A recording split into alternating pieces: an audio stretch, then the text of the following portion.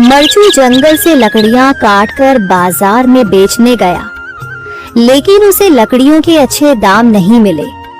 इस पर मरचू ने कहा, अरे भैया, इतने कम पैसे? इन पैसों में तो 2 वक्त का खाना भी नहीं मिलेगा।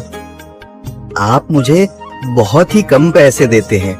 मैं इतनी मेहनत से लकड़ियां काट कर आता हूँ, लेकिन उनके पैसे मुझे बहुत कम मिलते हैं। भैया, तुम्हारी लकड़ियां होती ही इतनी कमजोर हैं कि मैं इससे ज्यादा पैसे नहीं दे सकता।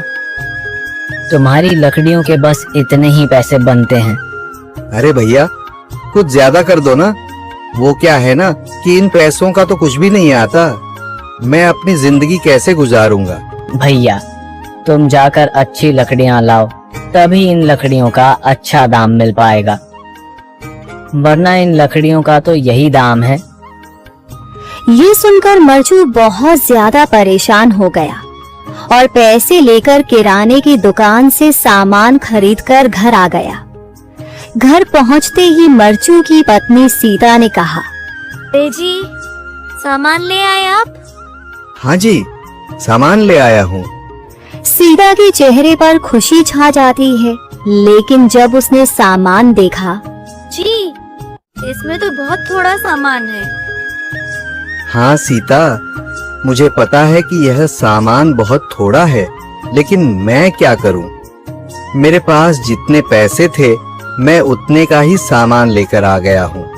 इस तरह हमारा गुजारा कैसे हो पाएगा जी? आपको तो पता ही है कि हम कितनी मुश्किलों से गुजारा करते हैं। हाँ हाँ, मुझे पता है, लेकिन मैं कर भी क्या सकता हूँ? मेरे पास इतने पैसे ही नहीं कि हम एक अच्छी जिंदगी गुजार सकें। इतनी मेहनत कर रहा हूँ, लेकिन फिर भी मेहनत का फल नहीं मिल रहा। इतनी मेहनत से अच्छी लकड़ी काट कर आता हूँ, लेकिन मुनासिब दाम नहीं मिलता। मैं तो बहुत परेशान हूँ। क्या करूं? कहाँ जाऊं? अरे जी, आप परेशान न हो, आप कोई और काम देख लें। मैंने कई बार काम तलाशने की कोशिश की, पर किसी ने भी मुझे काम नहीं दिया। ये सुनकर सीता भी काफी ज्यादा परेशान हो गई। मरचू से सीता की परेशानी नहीं देखी गई। उसने अपनी पत्नी सीता से कहा, मैं फिर से जंगल की ओर जा रहा हूँ। अरे जी, अभी मत जाइए ना, वैसे भी शाम हो रही है। आप कल चले जाइएगा, अभी मत जाइए। ठीक है, अगर तुम रोक रही हो तो मैं नहीं जाता। मैं कल चला जाऊंगा।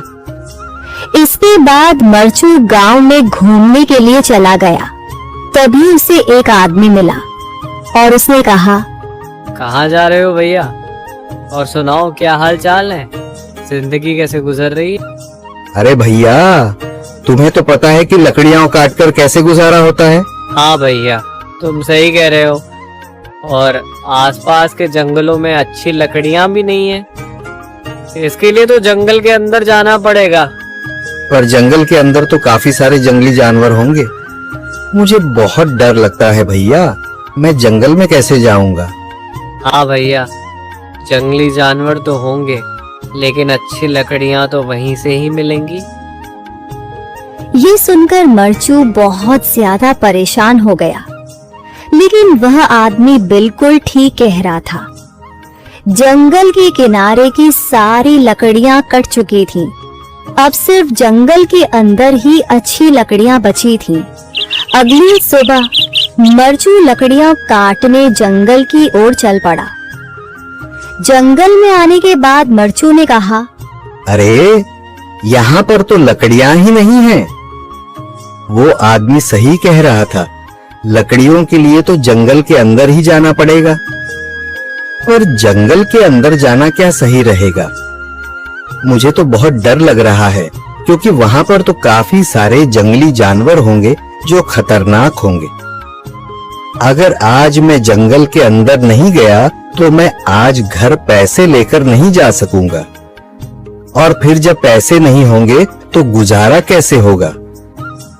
मरचू जंगल के बाहर खड़ा सोचता ही रहा और फिर उसने सोचा, अरे, यहाँ पर भी कोई मजबूत पेड़ दिखाई नहीं दे रहा जिससे मैं लकड़ियां काटकर घर ले जा सकूं। लगता है और अंदर जाना पड़ेगा। यही सोचकर मरचू जंगल के अंदर चला गया। अंदर जाने के बाद उसने इधर उधर पेड़ देखे, पर उसे कोई भी अच्छा पेड़ दिखाई नहीं दिया। यह सोचकर मरचू जंगल के और अंदर चला आया।